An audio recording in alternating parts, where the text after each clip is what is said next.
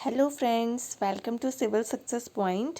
आज हम नया टॉपिक शुरू करेंगे जो कि मध्यकालीन भारत के इतिहास में होगा, हुमायूं का। इससे पहले मैंने आपको बाबर के बारे में बताया था, तो अगर आपने वो वीडियो नहीं देखी है और इससे पहले की जो वीडियोस हैं वो नहीं देखी तो आप प्लेलिस्ट में जाकर के देख सकते हैं वीडियोस को। सारे के सारे जो टॉपिक हैं वो सीरीज़ वाइज मैंने आपको बताए हैं। तो जो आज का टॉपिक है वो होगा हुमायूं का। टॉपिक को शुरू करने से पहले अगर आपने अभी तक चैनल को सब्सक्राइब नहीं किया तो चैनल को सब्सक्राइब ज़रूर कर लेना और बेल प्रेस ज़रूर कर लीजिए ताकि आपको रेगुलर नोटिफिकेशन मिल सके। तो चलिए अब जो टॉपिक है उसको शुरू करते हैं। हुमायूं, देखिए मैंने इसमें 2 बार सन को लिखा है, 2 बार जो इसका है काल वो लिखा है शासन का। तो इसको आपको समझना पड़ेगा कि ऐसा क्यों लिखा है। 1530 से 1540 तक एक बार जो है इसका शासन काल रहता है और जो बीच का जो काल है वो इसका निष्कासित जीवन रहता है। उसके बाद 1555 में दोबारा से ये सिंहासन रूढ़ होता है, गद्दी पर बैठता है और 1 साल तक ये, जब तक इसकी मृत्यु होती है, ये गद्दी पर रहता है। तो इसको इस तरह से अभी आगे पूरा डिटेल में समझेंगे कि बीच का जो वर्ष था वो क्यों निष्कासित रहा, क्यों इसका जीवन बीच का इतना निष्कासित रहा। तो चलिए इसका जो परिचय है वो शुरू से पढ़ते हैं। नाम जो है हुमायूं का वो है पूरा नसरुद्दीन मोहम्मद हुमायूं। पिता का नाम बाबर, ये बाबर का बेटा था। माता महाम बेगम। जन्म 6 मार्च 1508 को काबुल में होता है। तो याद रखेंगे पूरी डेट, 6 मार्च 1508 को कहाँ हुआ? काबुल में। राज्याभिषेक 30 दिसंबर 1530 को आगरा में होता है। तो अगर आपको याद होगा, मैंने बाबर की वीडियो में बाबर की मृत्यु की डेट बताई थी। तो बाबर की जो मृत्यु होती है वो 26 दिसंबर 1530 में होती है, ठीक है। तो उसी के ही मृत्यु के, यानी कि उसी के डेथ के 4 दिन बाद जो है हुमायूं का राज्याभिषेक होता है 30 दिसंबर 1530 में आगरा में। इससे पहले 12 वर्ष की आयु में हुमायूं बदख्शां का सूबेदार नियुक्त किया जाता है। अब चलिए पढ़ते हैं इसके भाई बहन के बारे में। तो भाई बहन जो थे इसके 4 थे। तो हुमायूं को छोड़ करके 4 इसके भाई बहन थे। हुमायूं की माँ का नाम महाम बेगम, ये मैंने आपको बता दिया। कामरान और अश्करी जो थे वो गुलरुख बेगम के बेटे थे। और हिंदाल और गुलबदन भानो बेगम जो कि ये इसकी बहन थी। बाकी 3 भाई थे, कामरान, अश्करी और हिंदाल।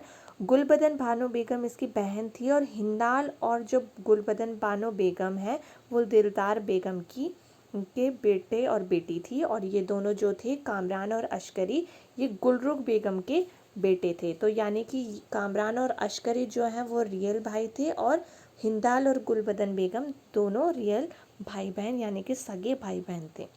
तो ठीक है, इसके बाद सबसे पहले आप इसके बारे में पढ़ेंगे कि इसके जो प्रारंभिक कठिनाइयाँ थी जीवन में हुमायूं की, वो सब हम पढ़ेंगे। तो शुरू में कितनी इसको प्रारंभिक, मतलब शुरुआत में कितनी समस्याएं आई। तो सबसे पहले बात करते हैं साम्राज्य के विभाजन की। तो साम्राज्य का विभाजन जो है वो हुमायूं अपने शासक बनने के बाद अपने भाइयों में साम्राज्य को विभाजित कर देता है, साम्राज्य को अपने भाइयों को दे देता है। तो कामरान को जो वो देता है काबुल और कंधार का क्षेत्र, अस्करी को वो संभल का क्षेत्र दे देता है, हिंदाल को मेवात का, और सुलेमान मिर्जा जो उसका चचेरा भाई था उसको बदख्शां का क्षेत्र दे देता है, जहाँ का वो खुद पहले सूबेदार था। उसके बाद होता ये है कि कामरान जो इसका भाई था, ये इससे भी असंतुष्ट रहता है। इसको इससे भी संतुष्टि नहीं मिलती कि काबुल और कंधार का क्षेत्र उसे मिल गया। तो आगे चल कर के ये लाहौर और मुल्तान पर भी अपना कब्जा कर लेता है। तो लाहौर और मुल्तान जो है वो भी कामरान के क्षेत्र हो जाते हैं। उसके बाद दूसरी सबसे बड़ी समस्या आती है रिक्त राजकोष की। अब साम्राज्य को अच्छा करना है, प्रशासन अच्छा चलाना है, तो उसके लिए राजकोष अच्छा होना चाहिए। पर इसका जो राजकोष था वो इसके पिता द्वारा खाली कर दिया गया था। तो होता ये है कि इसको डिटेल में देखते हैं। बाबर ने दिल्ली पर अधिकार करने के पश्चात वहाँ के राजकोष को खुले हाथों में अपने सैनिकों में वितरित कर दिया। तो जब बाबर जीतता था तो उसके बाद वो क्या करता था, वो सारा का सारा राजकोष बांट देता था जनता में, सैनिकों में। पानीपत के युद्ध की विजय के बाद भी क्या करता है वो कि काबुल की जनता को चांदी के सिक्के बांट देता है। परिणाम स्वरूप बाबर की इस अपव्यय नीति के कारण राजकोष खाली हो जाता है। तो इसका जो ये फालतू खर्चे करने की नीति थी कि कुछ भी जीत हुई, कि कुछ भी विजय ये हुआ, कुछ भी कोई भी युद्ध ये लड़ता था, उसके बाद ये सारा राजकोष धीरे धीरे ये खाली कर देता था, मतलब बांट देता था। इस तरह से राजकोष इसका पूरा का पूरा खाली हो गया। अब राजकोष में कुछ भी नहीं बचा था। तो ये दूसरी सबसे बड़ी समस्या थी। तीसरी समस्या थी राजपूत समस्या। तो राजपूत समस्या कब आती है? तो आपको मैंने बताया था बाबर ने खानवा के युद्ध में राणा सांगा को परास्त किया था, यानी कि राणा सांगा को हराया था। और खानवा का युद्ध होता कब है? 1527 में। ठीक है, मार्च 1527 में खानवा का युद्ध होता है। तो होता यह है कि इस समय राणा सांगा तो हार जाता है, पर अंतिम समय तक, बाबर के अंतिम समय तक जो राजपूत था वो पुनः संगठित होने लगते हैं। तो उसके बाद अब राजपूत का जो नेता है वो कौन था? राणा सांगा का पुत्र रतन सिंह था, जो अपने पिता की मृत्यु का बदला लेने के लिए मुगलों को भारत से निष्कासित करने के लिए बहुत संकल्पित था। ठीक है, तो ये इनको मुगलों को भारत से बाहर खदेड़ना चाहता था, बाहर भगाना चाहता था। कौन? जो राणा सांगा का पुत्र था रतन सिंह। तो तीसरी बड़ी समस्या कौन सी थी? राजपूत समस्या।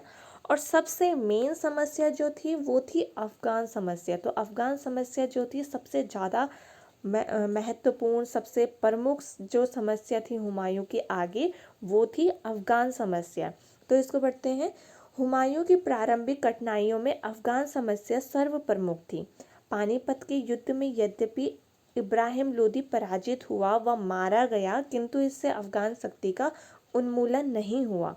अब जो इब्राहिम लोदी का भाई था महमूद लोदी, वो बंगाल के शासक नुसरत शाह की सहायता से अपने पैतृक राज्य को प्राप्त करना चाहता था। तो अब आई आपको बात समझ में। जो इब्राहिम लोदी का जो भाई था महमूद लोदी, वो बंगाल के शासक नुसरत शाह से सहायता लेकर के अपना राज्य को दोबारा से जीतना चाहता था।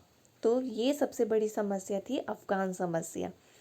अब चलते हैं, अब पढ़ेंगे हम हुमायूं के सैन्य अभियान के बारे में। तो कौन कौन से उसके सैन्य अभियान रहे, इससे बहुत ज़्यादा क्वेश्चन पूछे जाते हैं, बहुत पेपर में इनसे क्वेश्चन बनते हैं। आपको इनके ईयर भी अच्छे से याद रखने हैं। तो सबसे पहला जो आक्रमण होता है वो आक्रमण करता है कलिंजर पर। ठीक है, तो कलिंजर कहाँ है, पहले आपको ये सब पता होने चाहिए। देखिए बुक्स में ये ही लिखे होते हैं, कलिंजर, दोहरिया, चुनारगढ़, ये सब लिखा होगा, पर आपको पता भी होना चाहिए कि ये किस स्टेट में है, कहाँ पर है। तो उससे ये होता है, अब सीधा नाम आपको पता, आपने पढ़ लिया, ठीक है, आपको पता नहीं चलेगा कि ये किस स्टेट में है, किधर से ये जा रहे हैं, किधर से अपनी सेना लेकर के बढ़ रहे हैं। तो इस तरह से आपको, अगर मैप में अगर आप इसको इमेजिन करते हैं तो आपको ज़्यादा अच्छे से पता चलता है। ठीक है, तो कलिंजर जो है वो मध्य प्रदेश में है। ठीक है, तो कलिंजर के शासक प्रताप रुद्रदेव था उस समय, और इनका जो था अफगानों के साथ मित्रतापूर्ण संबंध था। तो मैंने अभी आपको बताया कि सबसे जो दुश्मन थे हुमायूं के, वो कौन थे? अफगान थे। और जो रुद्रदेव था उसका अफगान के साथ संबंध अच्छा था। अब होता ये है कि जब वो कलिंजर पर आक्रमण करता है हुमायूं, तो उसी समय उसको सूचना मिल जाती है कि जो अफगान सरदार है महमूद लोदी, वो बिहार से जौनपुर की ओर बढ़ चुका है। ठीक है, तो जब उसको सूचना मिल गई तो वो कलिंजर से धन और क्षतिपूर्ति प्राप्त करके और संधि करके हुमायूं जो है वो आगरा वापस चले जाता है। ठीक है, तो इतनी बात आपको समझ में आई होगी कि वो क्यों वापस आ जाता है, क्योंकि उसको वहाँ पर आक्रमण करने जैसे ही वो आक्रमण करता है उसको सूचना मिल जाती है कि जो महमूद लोदी है अफगान सरदार, वो बिहार से जौनपुर बढ़ गया, इसलिए वो वापस आ जाता है आगरा। ठीक है, दूसरा जो सैन्य अभियान था वो था दोहरिया का युद्ध, जो होता है 1532 में। 1532 ईस्वी में दोहरिया नामक स्थान पर हुमायूं की सेना और महमूद लोदी की सेना के बीच युद्ध हुआ, पर इसमें क्या होता है? हुमायूं की जीत होती है। अब आपको ये ध्यान में रखना है कि जो दोहरिया का युद्ध था वो किस किस के बीच में हुआ। 1532 ईस्वी में हुआ हुमायूं की सेना और किसके बीच हुआ, महमूद लोदी के बीच हुआ। ठीक है, और इसमें किसकी जीत होती है, हुमायूं की जीत होती है। तीसरा, बहादुर शाह से संघर्ष कब होता है, 1535 और 36 में। 1535-36 ईस्वी में हुमायूं का गुजरात के शासक बहादुर शाह से सारंगपुर में संघर्ष हुआ। ठीक है, हुमायूं के खिलाफ युद्ध में बहादुर शाह की पराजय होती है और वह मांडू भाग जाता है। ठीक है, तो मांडू कहाँ है, ये भी मध्य प्रदेश में है। ठीक है, तो गुजरात से वो मध्य प्रदेश भाग जाता है। पर कहा जाता है कि जो बहादुर शाह था, इसने मुगलों के संघर्ष के लिए बहादुर शाह ने जो टर्की का कुशल तोपची था रूमी खां, उससे भी बेहतर एक तोप खाने का निर्माण करवाया था। पर तब भी वो इससे जीत नहीं पाया, वो हुमायूं से जीत नहीं पाया और डर के मारे मांडू भाग गया। ठीक है, कुछ समय बाद बहादुर शाह ने पुर्तगालियों के सहयोग से पुनः गुजरात और मालवा पर अधिकार कर लिया। अब देखिए, ये जो मैं आपको मध्यकालीन इतिहास पढ़ा रही हूँ, ये समय आ गया है कब का, 1530 40। अब ये आगे जो आज जाएगा टॉपिक वो 1556 तक जाएगा। अब आपको, अगर आपने थोड़ा बहुत मॉडर्न हिस्ट्री के बारे में अगर आपको पता है, ठीक है, तो उसमें आपको पता होगा कि पुर्तगाली भारत कब आ गए थे, है ना, वास्को डी गामा 1498। तो तब से जो है आधुनिक भारत का इतिहास भी शुरू हो जाता है। तो पुर्तगाली जो है भारत आ चुके हैं, तो उन्हीं पुर्तगालियों से बहादुर शाह सहायता लेता है और गुजरात और मालवा पर दोबारा से अधिकार कर लेता है। उसके बाद चुनारगढ़ की विजय 1538 में जो है हुमायूं द्वारा की जाती है। ठीक है, तो चुनारगढ़ का जो किला है, जो ये बहुत प्रमुख और फेमस किला है, वो है यूपी में। ठीक है, उत्तर प्रदेश में है। 1537 ईस्वी में हुमायूं ने चुनारगढ़ का घेरा डाला। 6 माह पश्चात हुमायूं ने चुनारगढ़, जिसको पूर्व का द्वार भी कहते हैं, देखिए इसको आपको ध्यान में रखना है, चुनारगढ़ के किले को पूर्व का द्वार भी कहते हैं, तो उस पर कब्जा कर लिया। ठीक है, चुनार से आगे बढ़कर हुमायूं ने बंगाल पर भी अधिकार कर लिया। तो वो चुनारगढ़ से आगे बढ़ता है और बंगाल पर भी अधिकार कर लेता है। उसके बाद सबसे इम्पोर्टेंट, बहुत ज़्यादा इम्पोर्टेंट जो है वो है चौसा का युद्ध, जो कि होता है 27 जून 1539।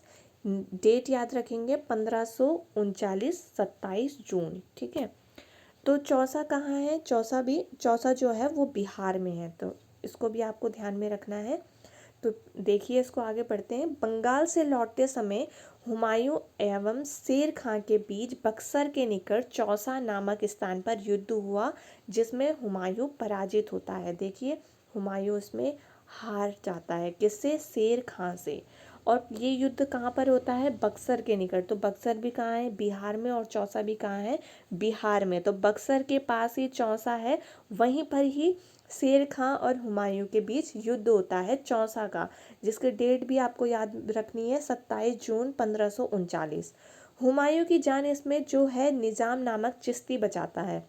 चौसा के युद्ध में सफल होने के बाद शेर खां ने अपने को सुल्तान घोषित किया और शेर शाह की उपाधि धारण की। तो ये इम्पोर्टेंट फैक्ट है कि किस युद्ध के बाद शेर खां ने शेर शाह की उपाधि धारण की। तो ये आपको पता ही होगा, शेर शाह सूरी, इसके बाद जो है सूरवंश भी पढ़ेंगे। तो बस यही बात है कि 1540 से 45 तक जो है वो किसका शासन रहता है, शेर शाह सूरी का रहता है। तो आगे और पढ़ते हैं इसके बारे में। कन्नौज और बिलग्राम का युद्ध होता है 1540 में। हुमायूं ने 1540 में अपने भाई हिंदल, देखिए थोड़ी सी टाइपिंग मिस्टेक हो गई है, हिंदल और अस्करी की सहायता से बिलग्राम कन्नौज को जीतना चाहा। ठीक है, पर बिलग्राम के युद्ध में शेर शाह ने हुमायूं को पराजित कर दिया और आगरा और दिल्ली पर अधिकार कर लिया। तो इससे क्या हुआ कि जो हुमायूं था उसके पास आगरा और जो शेर शाह था उसके पास आगरा और दिल्ली का क्षेत्र आ जाता है, और वो उस पर पूर्णतः अधिकार कर लेता है। और जो हुमायूं था वो डर के मारे अब सिंध भाग जाता है। ठीक है, तो किस युद्ध के बाद भागता है हुमायूं सिंध, तो वो चौसा के युद्ध के बाद नहीं बल्कि बिलग्राम के युद्ध के बाद भागता है, या कन्नौज का युद्ध भी इसे कहते हैं। कुछ भी क्वेश्चन आ सकता है, कन्नौज का युद्ध या बिलग्राम का युद्ध, आपको ध्यान में रखना है कि ये दोनों युद्ध एक ही है, ठीक है। उसके बाद अब 1540 से 1555 तक जो हुमायूं का जीवन होता है वो निष्कासित जीवन रहता है। इस समय अब ये सिंहासन पे नहीं है, तो इसलिए मैंने जो है वो इस तरह से ऊपर सन लिखे हुए थे। तो आपको अब समझ में आ रहा होगा कि 1540 से 1555 तक जो हुमायूं का जीवन था वो कैसा था। अब इसको पढ़ेंगे, ठीक है। आगरा और दिल्ली पर शेरशाह का अधिकार हो जाने के पश्चात हुमायूं सिंध होता हुआ ईरान के शाह के पास चले गया। अपने निष्कासित जीवन के दौरान ही हुमायूं ने मीर अली अकबर की पुत्री हमीदा बानो बेगम से 1541 में निकाह किया या विवाह किया, ठीक है। तो अब ये आपको पता होगा ये कौन है, हमीदा बानो बेगम। तो ये अकबर की माँ है, तो इसी का ही जो बेटा है वो अकबर होता है, ठीक है। कालांतर में अमरकोट के शासक के पास शरण लेने के दौरान हमीदा बानो ने 1542 ईस्वी में मुगल राजवंश के महान सम्राट अकबर को जन्म दिया, ठीक है। तो ये भी आपको ध्यान में रखना है कि अकबर की माँ कौन थी और हुमायूं की किस बीवी का जो था वो बेटा अकबर था, तो हमीदा बानो बेगम का। उसके बाद हुमायूं द्वारा पुनः सिंहासन रूढ़ होने के जो प्रयत्न थे उसको पढ़ेंगे। तो अब दोबारा से हुमायूं जो है वो सिंहासन में बैठता है 1555 में। तो किस तरह से वो बैठता है, किस तरह से उसके संघर्ष रहते हैं, तो इसको पढ़ते हैं। हुमायूं ने पुनः 1545 में ईरान के शासक की सहायता से कंधार एवं काबुल पर अधिकार कर लिया। तो 1545 में अब क्या करता है वो, सबसे पहले कंधार और काबुल पर अधिकार करता है। उसके बाद 1554 में हुमायूं अपनी सेना के साथ कहाँ पहुँचता है, पेशावर पहुँचता है। 1555 में उसने लाहौर पर कब्जा कर लिया, ठीक है। उसके बाद 1525 ईस्वी में मच्छीवाड़ा नामक स्थान पर, देखिए इसका नाम ध्यान में रखना है, कभी कभी आ भी जाता है कि मच्छीवाड़ा का युद्ध, इस तरह से आ जाएगा कि कब हुआ। तो 1555 में हुआ और किसके बीच हुआ, तो हुमायूं और अफगान सरदार के बीच में ये युद्ध होता है। इसी तरह संपूर्ण पंजाब मुगलों के अधिकार में आ जाता है, ठीक है। पंजाब और बिहार जो है वो सारा का सारा जो है मुगलों के अधिकार में आ जाता है। उसके बाद एक और युद्ध होता है सरहिंद का युद्ध, तो ये होता है 1555 में। 1555 ईस्वी में अफगान सेना और मुगल सेना के बीच सरहिंद का युद्ध हुआ। तो सरहिंद कहाँ है, ये पंजाब में है, आपको पता होगा। अफगान सेना का नेतृत्व सुल्तान सिकंदर शाह सूर एवं मुगल सेना का नेतृत्व बैरम खान ने किया, ठीक है।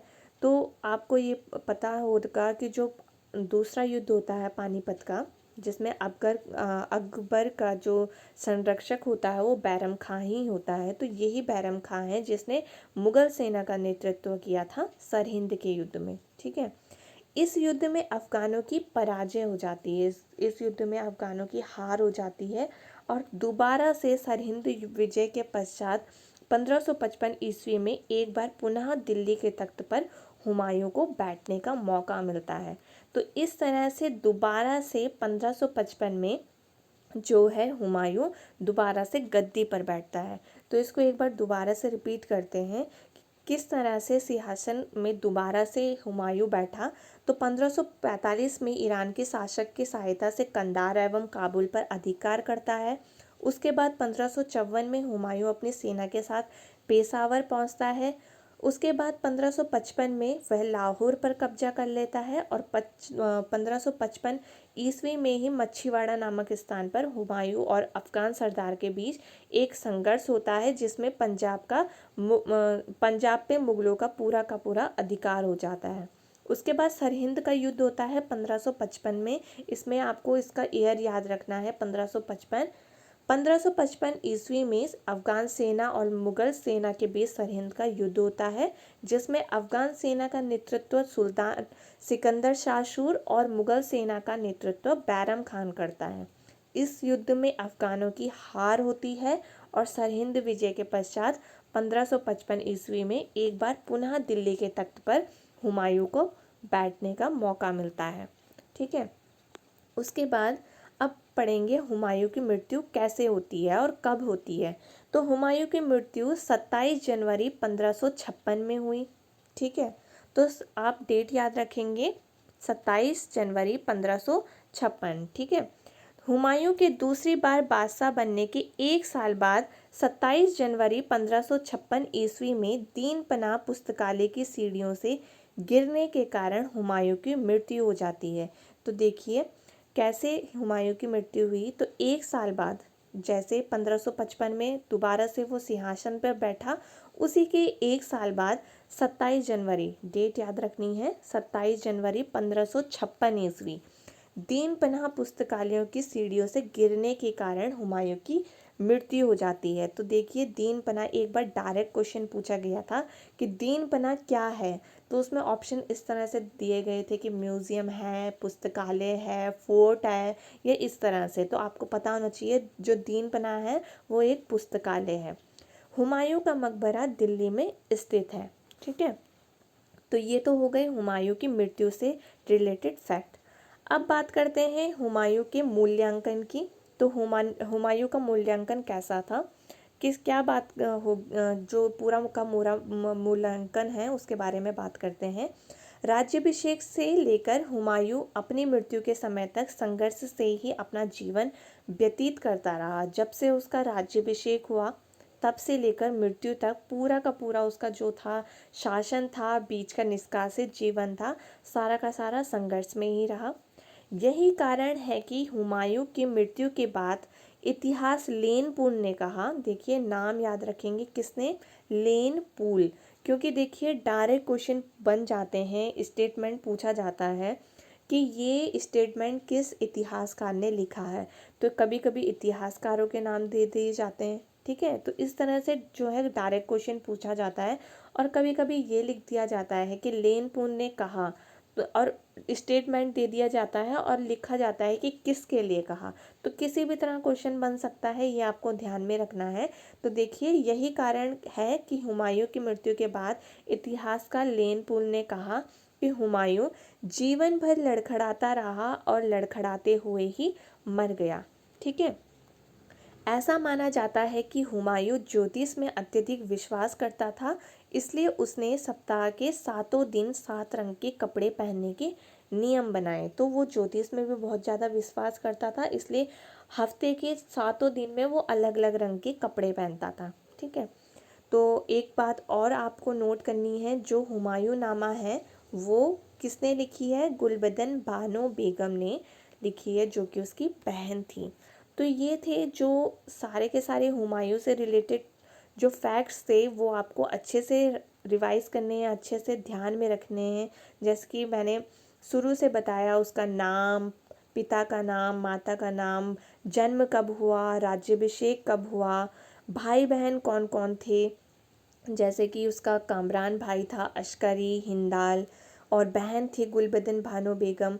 उसके जीवन में प्रारंभिक कठिनाइयाँ क्या क्या आई, शुरुआत में जो है साम्राज्य का विभाजन हो जाता है, फिर राजकोष जो है उसके पिता द्वारा कर दिया जाता है, राजपूत समस्या जो कि राणा सांगा को मारने के बाद उत्पन्न होती है खानवा के युद्ध में, और अफगान समस्या जो कि इब्राहिम लोदी को पानीपत के युद्ध में मारने के बाद होती है। ठीक है, तो इस तरह से जो प्रारंभिक कठिनाइयाँ हैं ये भी आपको ध्यान में रखनी है।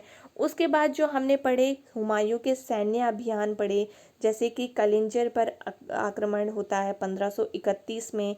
तो वहाँ का जो शासक रहता है रुद्रदेव, उसका अफगानों के साथ पूरा जो मित्रतापूर्ण संबंध था, तो इसके कारण जब वो कलिंजर पर आक्रमण करता है तो उसके बाद जो है उसको वहीं पर ही सूचना मिल जाती है। जो महमूद लोदी है वो बिहार से जौनपुर की तरफ बढ़ गया, तो इसके कारण वो वहाँ से भागकर वापस आ जाता है आगरा। उसके बाद दोहरिया का युद्ध जो कि दोहरिया नामक स्थान पर होता है। तो ये जो युद्ध होता है वो भी हुमायूं की सेना और महमूद लोदी की सेना के बीच होता है। और कब होता है तो ये भी आपको ध्यान में रखना है, 1532 में होता है। तो इसमें होता क्या है कि हुमायूं की जीत होती है। उसके बाद बहादुर शाह से संघर्ष होता है 1535 से 36 तक। बल्कि जो ये बहादुर शाह था, इसने हुमायूं यानी कि मुगल की सेना से संघर्ष करने के लिए एक तोपखाने का निर्माण भी करवाया था, जो कि एक कुशल तोपची था टर्की का, रूमी खां, उसकी सहायता से। पर फिर भी जो ये है बहादुर शाह वो हुमायूं से हारता है। और उसके बाद जो ये इसका जो अधिकार होता है हुमायूं का, वो गुजरात और मालवा पे हो जाता है। पर होता ये है कि कुछ टाइम बाद, यानी कि आप ये लगा सकते हैं कि 1 साल बाद ही जो बहादुर शाह था वो पुर्तगालियों की सहायता से दोबारा से गुजरात और मालवा पर अधिकार कर लेता है। उसके बाद हुमायूं 1538 में जूनागढ़ का घेरा डालता है 1537 में, और 1538 में उसको उस पर अधिकार कर लेता है। चुनारगढ़ से आगे बढ़ कर के हुमायूं बंगाल पर भी अधिकार कर लेता है। उसके बाद चौसा का युद्ध होता है 27 जून 1539। ये इम्पॉर्टेंट डेट है, तो इसको आपको याद रखना है। चौसा का युद्ध होता है 27 जून 1539 में। इसमें होता ये है कि शेर शाह से जो है हुमायूं हार जाता है, और इसी के बाद, इसी युद्ध के बाद जो शेर शाह है वो मतलब जो शेर खां था उसने ही इसी युद्ध के बाद, यानी कि चौसा के युद्ध के बाद शेर शाह की उपाधि धारण की थी। और हुमायूं की इस युद्ध में जो जान थी वो निजाम नामक चिश्ती ने बचाई थी। कन्नौज का युद्ध, जो बिलग्राम का युद्ध नाम से भी जाना जाता है, वो होता है 1540 में। और ये भी होता है किसके बीच? हुमायूं और शेरशाह के बीच। इस युद्ध के बाद जो है शेरशाह का आगरा और दिल्ली पर अधिकार हो जाता है, और हुमायूं जो है सिंध भाग जाता है। ठीक है। उसके बाद जो है हुमायूं का निष्कासित जीवन रहता है 1540 से 1555 तक।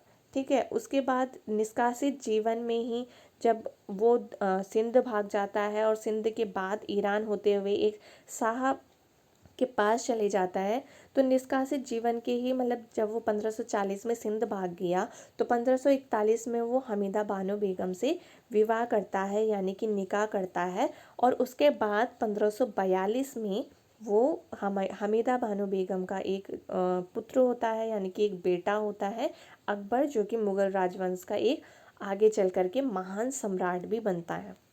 उसके बाद हुमायूं द्वारा सिंहासन रूढ़ होने के जो प्रयत्न थे वो हमने पढ़े कि वो 1545 में पहले ईरान के शासक की सहायता से कंधार और काबुल पर अधिकार कर लेता है।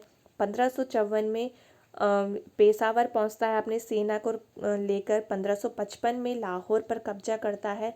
1555 में मच्छीवाड़ा नामक स्थान पर हुमायूं और अफगान सरदार के बीच संघर्ष होता है, और इसी तरह संपूर्ण पंजाब को पर मुगलों का अधिकार हो जाता है। फिर 1555, ये ईयर इम्पॉर्टेंट है जिसमें सरहिंद का युद्ध होता है। तो 1555 में अफगान सेना और मुगल सेना के बीच सरहिंद का युद्ध हुआ, जिसमें अफगान सेना का नेतृत्व सुल्तान सिकंदर शाह ने किया और मुगल सेना का नेतृत्व बैरम खान ने किया। और इसमें अफगान सेना है जो वो पराजित हो जाती है, और सरहिंद के युद्ध के पश्चात ही दोबारा से जो हुमायूं है वो एक बार गद्दी पर दोबारा से बैठता है 1555 में। ये क्वेश्चन कई बार पूछा गया है कि हुमायूं किस युद्ध के बाद दोबारा से गद्दी पर बैठता है, तो वो युद्ध है, वो विजय है सरहिंद की विजय। ठीक है। उसके बाद हमने हुमायूं की मृत्यु पढ़ी, जो कि 27 जनवरी 1556 में हुई थी दीनपना पुस्तकालयों की सीढ़ियों से गिरने के कारण। ठीक है। और हुमायूं का मकबरा दिल्ली में स्थित है। हुमायूं का मूल्यांकन ऐसा किया जाता है कि एक लेनपुन जो इतिहासकार है वो कहता है कि हुमायूं जीवन भर लड़खड़ाता रहा और लड़खड़ाते हुए ही मर गया।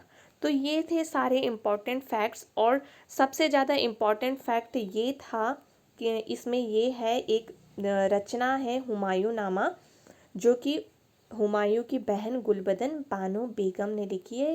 ये कहीं पेपर में आ चुका है और बहुत ही इम्पॉर्टेंट क्वेश्चन भी है ये, और कहीं एग्ज़ाम में आ चुका है और आता रहेगा ये क्वेश्चन, क्योंकि जो हुमायूं नामा है मतलब कहीं जो होती हैं कि स्त्री नहीं लिखती, तो इसमें ये लिखी है हुमायूं की बहन ने, इसलिए क्वेश्चन बहुत ज़्यादा इम्पॉर्टेंट है, तो इसलिए इसको भी ध्यान में रखना। तो अब मैंने आपको दोबारा से एक बार दोबारा से रिपीट करवा दिया इसको, तो उम्मीद करती हूँ कि अब आपको ये जो हुमायूं का टॉपिक है वो अच्छे से समझ में आ गया होगा। अब इसमें कोई भी आपको डाउट नहीं होगा। तो आपको क्या करना है, अब आपको अपने से इनमें से एमसीक्यूज़ बनाने हैं। तो एमसीक्यूज़ अगर आप बनाएंगे तो आपको पता चलेगा कि आपको इसमें कितना समझ में आया। आप अब करिए कि इसको एक बार पढ़िए, इससे एमसीक्यूज़ बनाइए जितने बन सकते हैं। आप उनमें ऑप्शन भी अपने तरीके से रख सकते हैं, या आप क्वेश्चन बना करके सीधा उसका आंसर अपने क्वेश्चन के आगे लिख सकते हैं। इस तरह से आपको पता चलेगा आपको अच्छा समझ में आया, कहाँ पर आपको समझ में नहीं आ रहा है। तो आप किसी बुक की हेल्प भी ले सकते हैं पढ़ने के लिए इस टॉपिक को। तो आप तब तक इनके एमसीक्यूज़ बनाइए। अब हम नेक्स्ट वीडियो में मिलेंगे। तब तक अपना ध्यान रखिए। Bye bye, take care.